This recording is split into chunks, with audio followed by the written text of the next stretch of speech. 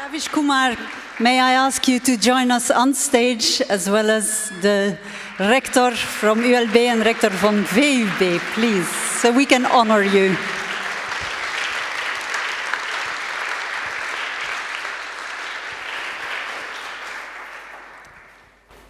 The Brussels University, Vrije Universiteit Brussels, and Université Libre de Bruxelles, united in the Brussels University Alliance, have decided to jointly award the Difference Day honorary title for freedom of expression to Ravish Kumar for his vital and courageous contribution to the freedom of thinking, writing, and expression.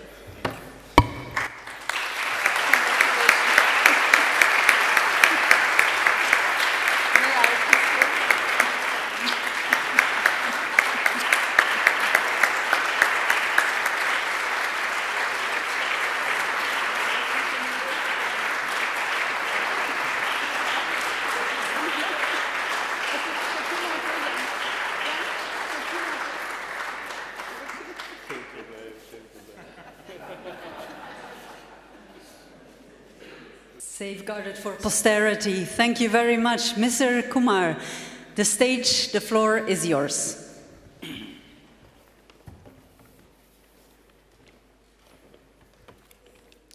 Namaskar, ladies and gentlemen. I'll take longer. A very good evening to you all. Rectors, NMS cows, Jan Dankert, Difference Day organizers and their partners.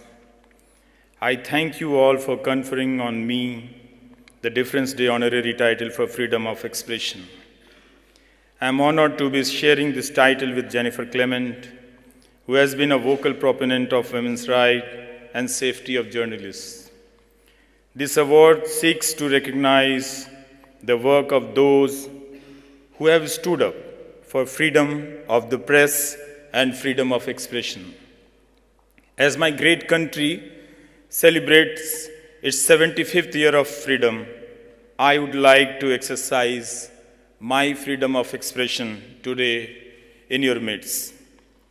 Yesterday, while roaming the streets of your beautiful city, Brussels, I witnessed a most energetic May Day parade. It was a wonderful sight seeing protesters of all ages carrying placards and chanting slogans for workers' unity. But the most heartening moment was seeing a blue banner in that sea of red, a placard that demanded Julian Assange's freedom and spoke against his extradition. It struck me then that the fight for rights is also a fight for free speech and dissent. No fight, no struggle is possible without this freedom of dissent, this freedom to disagree with what we perceive to be wrong. But dissent is under attack today all over the world. Our institutions have failed to protect dissent and those who dissent.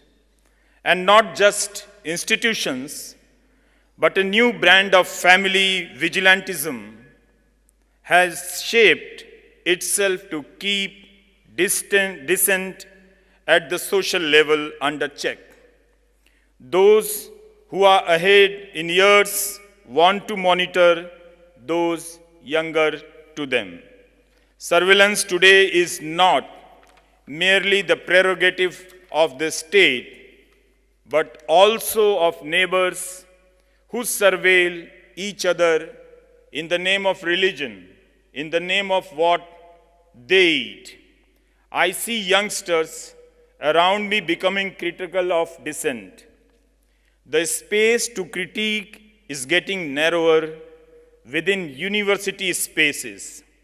Today, the act of dissent brings with it the torment of an isolation which ranges from political to the social.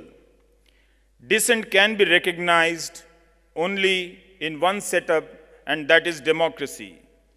If you manage to eliminate democracy, then you will never feel the need for dissent either. From media to social media and a plethora of identification numbers, in India we call it Aadhaar card. The tools to erode democracy are many for those in power. A robust media ecosystem is essential for any functioning democracy. But today's media has become a tool in the hands of the state. If you are a farmer and are protesting against a state policy, then you might find yourself labeled a terrorist and your roads blocked with barbed wires and concrete slabs. Or you might find that your bank accounts have been frozen. These incidents have taken place in 2 different countries.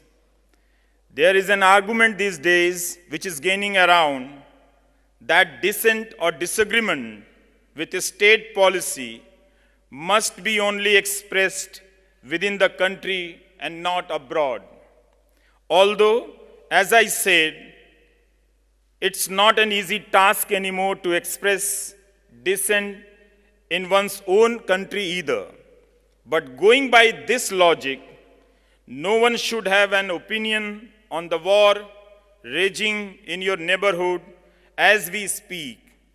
Let no one talk about Germany, which took shape under Hitler and which turned common people into supporters of mass murder. Can one not discuss that past in Belgium, a country invaded by Hitler's army? Should I instead take a flight to Munich and talk about Nazi Germany there? How can we possibly be limiting the concerns of democracy to geographical and political bounds? Back home, our Prime Minister says that democracy is not just a system, but a spirit. I personally don't subscribe to such a belief, but okay. Let's say we agree with it for a while. Can we then limit the spirit to a geographical, geopolitical boundary? Can you? Of course, the response towards the attacks on a democracy or any political setup has to be local. But the chatter must be global. Why not? However, I am quite clear regarding one thing. No government is interested in democracy anymore, anywhere. They might be democratic on paper, but they are simply concerned with business and they manage to do it pretty well, mostly. No contradictions there. Therefore, democracy is an issue of the people, for the people. It is the people in different countries who have to grapple with the idea of what they want in their democracies.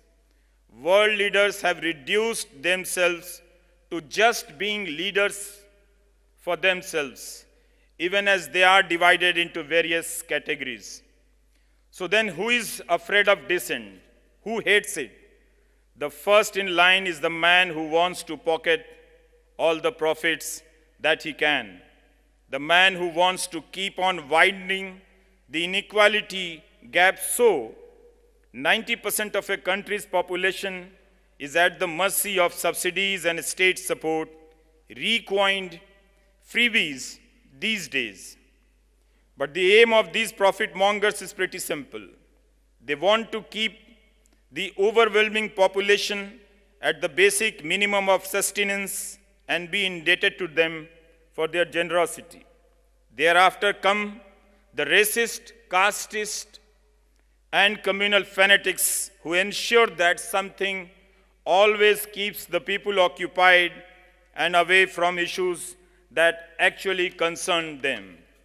The more poverty increases in society, the wider the gap in knowledge and information. The poor don't have good schools or access to reliable system of information. How will they participate in a democracy if they don't have this access? Effectively controlling the media ensures that the poor are kept ill-informed and those who can afford information are misinformed. This is why government policies across the world ensure that, contrary to their claims, poverty is not eradicated.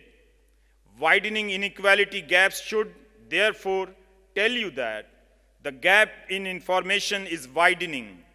The perils of democracy are different in rich and poor countries. There is no other way to put this. The poor are never treated as equal participants in a democracy, and there is only one way to ensure that this does not happen: by guaranteeing that alongside fair opportunities, access to information is affordable and reliable for all. Independent across the world, democracy is weakening. It has survived only for those who are in power and for their supporters. No more does it exist for those who are critical of authority. The job of journalists have thus become very challenging. The road to good journalism now passes through the valley of the shadow of the jail. Many journalists in India have had to serve jail time or have been booked in various cases. When Kashmir-based photojournalist Sana Irshad Mattu won the Pulitzer, she was not allowed to fly out of the country to receive it.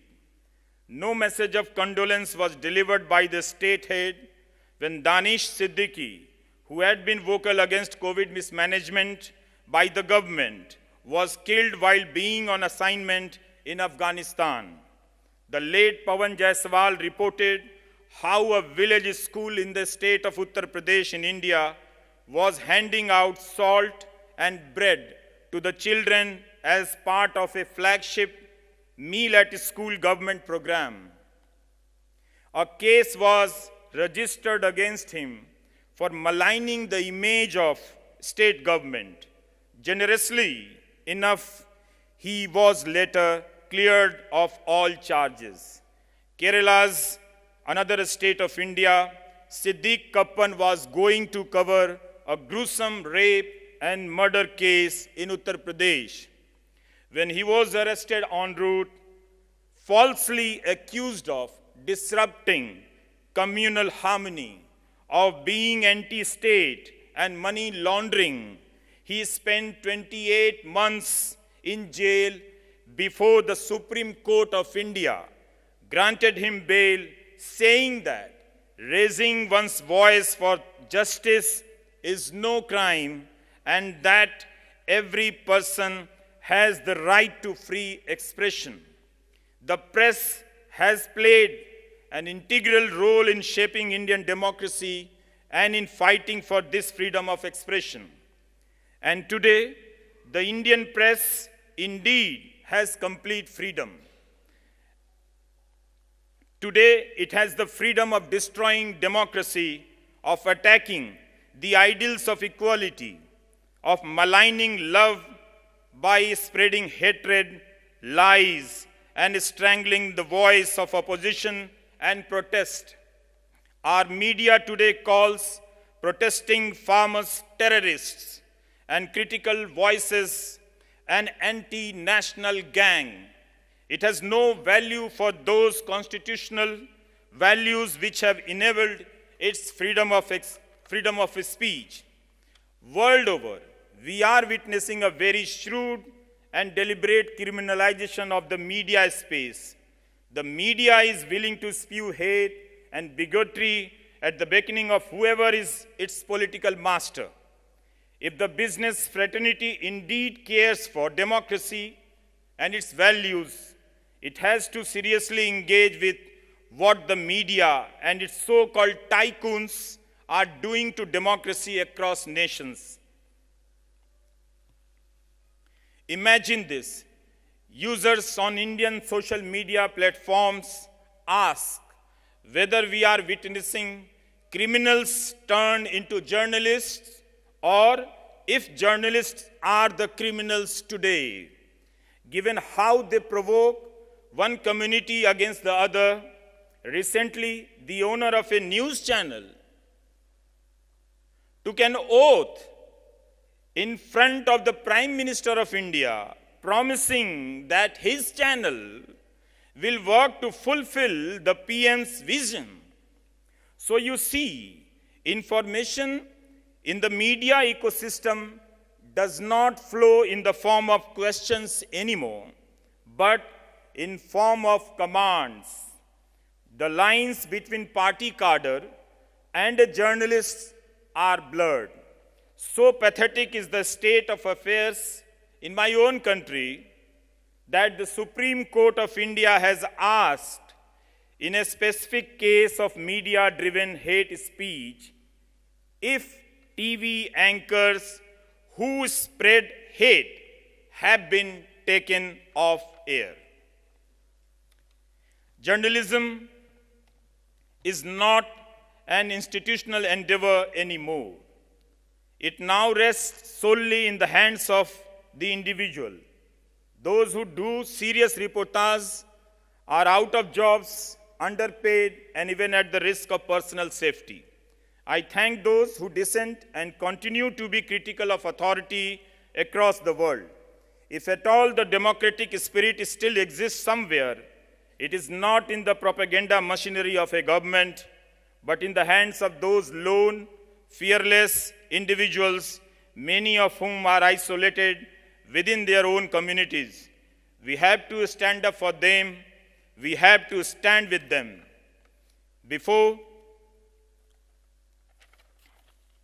I think Jennifer will agree with me when I say that this honorary title is not a recognition of our work, but of many other journalists who do brilliant work, with far less resources and under far greater risk. It also acknowledges our audiences who have supported journalists like me and many others. Your applause, in all fairness, belongs with them. Before I take your leave today, I thank from this podium my fantastic partner, my wife, Noina, for her years of support and confidence in me, and my daughters who have been part of my journey all their lives. I also thank my colleague Brinda for translating this speech into English. As I speak before you today, I think of my dear mother, Ma, who had been battling for her life the last few weeks and passed away last night. It feels strange to be making this speech today, knowing that she is not sharing this world with me anymore. My mother was a good woman, a very brave woman. I believe she passed on some of her strength to me too, as only a mother could have. My siblings and I grew up watching a woman whose commitment and patience was unmatched. It is probably because of her that I am able to stand before you and speak today. Back home, we never call the mother by her name. Today, I want to take her name in your presence as I receive this honor. My mother, Yashoda Pandey. Merci beaucoup. Thank you.